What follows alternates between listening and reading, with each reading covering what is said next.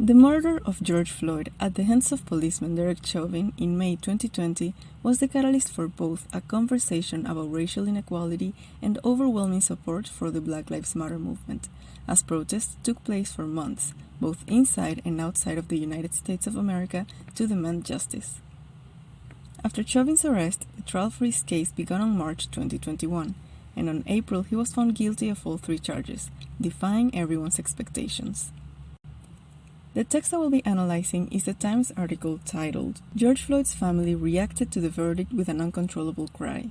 That Sound Echoes Through Black America," written by Janelle Ross, published on the 22nd of April 2021. In the article, the author retells the moments leading up to the verdict and the reaction from Floyd's family. She also shares details about the trial and reflects on what this verdict actually means for Black Americans.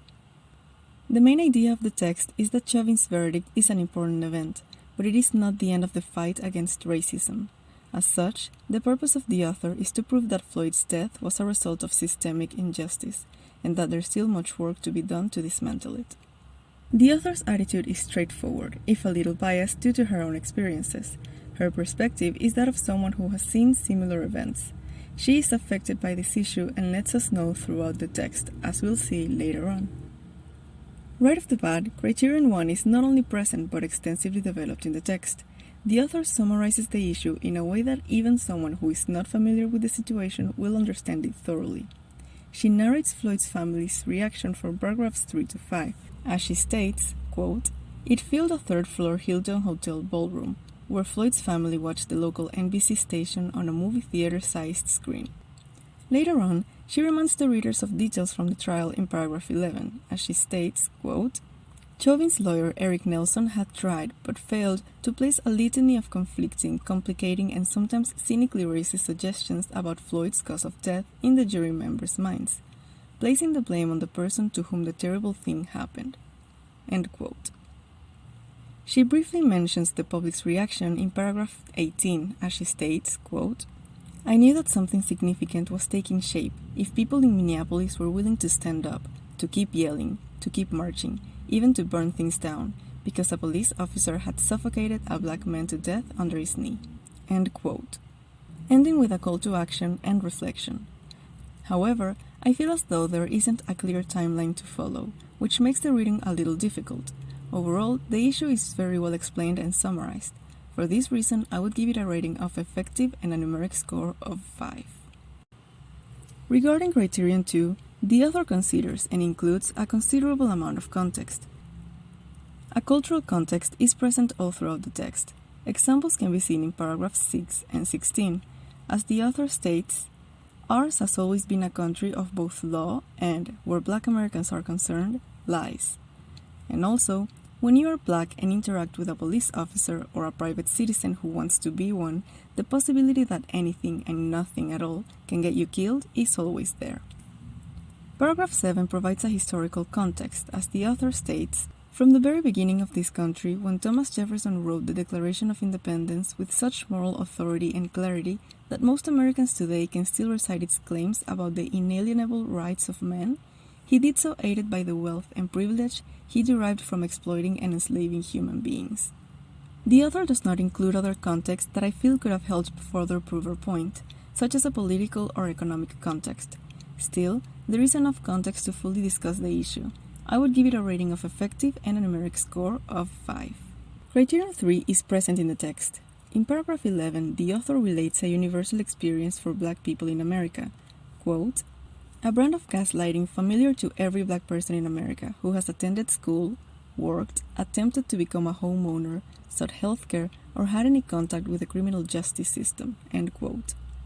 We also see it reflected in paragraphs 14 and 15 as she recounts her own personal experience. She says, "I thought of the day I turned 16. My father took the morning off to deliver me to my driving test. And also, that was the day my father told me what I must do if stopped by the police, in hopes that I would come home alive." This further proves that it is not an isolated incident.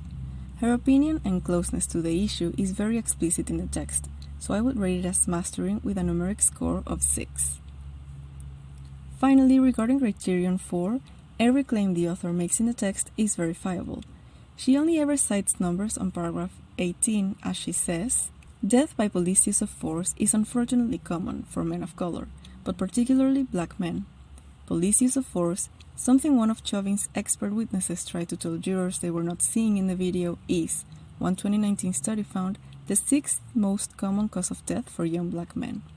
She then links to a 2019 study called "Risk of Being Killed by Police Use of Force in the United States by Age, Race, Ethnicity, and Sex," which proves her previous point.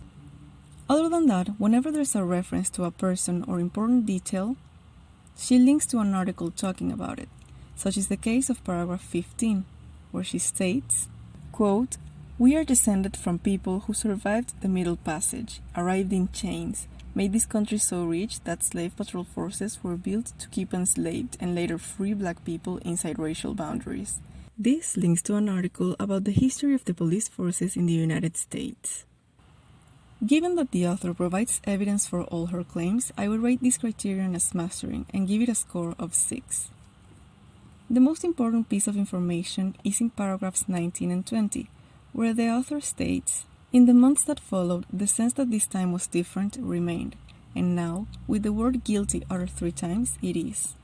And also, then there are the tasks that remain for the rest of us. Rather than let the wordless sound of this moment fade in our ears, their voices must remain." This echoes the main idea of the text and shows the conclusions the author has reached. The implications of the text are that Floyd's murder was an issue of systemic racism, and while Chauvin's conviction was needed, it does not mean the problem is fixed. Rather, there is still work to do to actually start seeing change.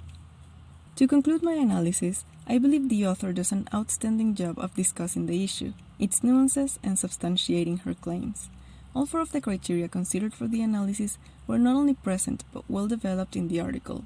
As such, she fulfills her purpose with the text and leaves the readers with something to think about.